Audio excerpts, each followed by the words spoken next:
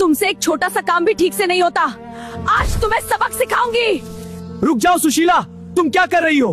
तुम जिन पर हाथ उठाने जा रही हो वह स्वयं भगवान महादेव है। आखिर भगवान शिव एक साधारण नौकर बनकर विद्यापति के घर क्यों रह रहे थे? इस रहस्य को समझने के लिए हमें समय में थोड़ा पीछे जाना होगा। ये कहानी है 14वीं शताब्दी के मिथिला की। वहाँ महाकवि विद्यापति नाम के एक महान शिव भक्त रहते थे।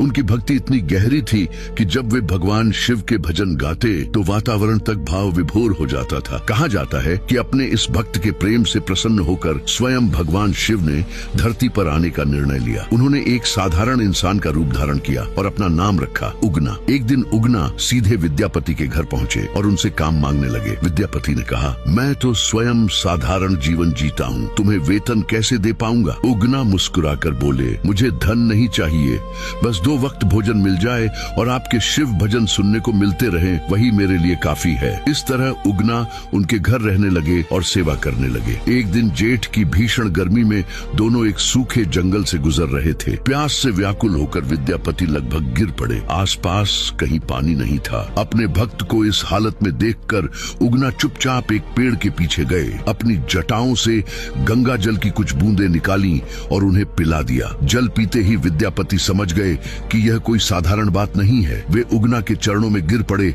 और पूछने लगे, सच बताइए, आप कौन हैं? तब महादेव अपने दिव्य रूप में प्रकट हुए। विद्यापति भाव विह्वल हो गए, लेकिन महादेव ने उनसे कहा, मैं तुम्हारे साथ रहूंगा, लेकिन एक शर्त है, जब तक तुम मेरी पहचान किसी को नहीं बताओगे तभी तक मैं यहाँ रहूंगा। विद्यापति ने यह वचन स्वीकार कर लिया, लेकिन एक दिन उनकी पत्नी ने उगना को किसी काम में गलती करते देख गुस्से में जलती लकड़ी उठा ली। ये देखकर विद्यापति से रहा नहीं गया और वे चिल्ला उठे, रुक जाओ, ये कोई साधारण नौकर नहीं, ये स्वयं भगवान शिव हैं। बस उसी क्षण शर्त टूट गई। अगले ही पल उगना वहाँ से अंतर्ध्यान हो गए। विद्यापति व्याकुल होकर उन्हें पुकारते रहे, उगना रे।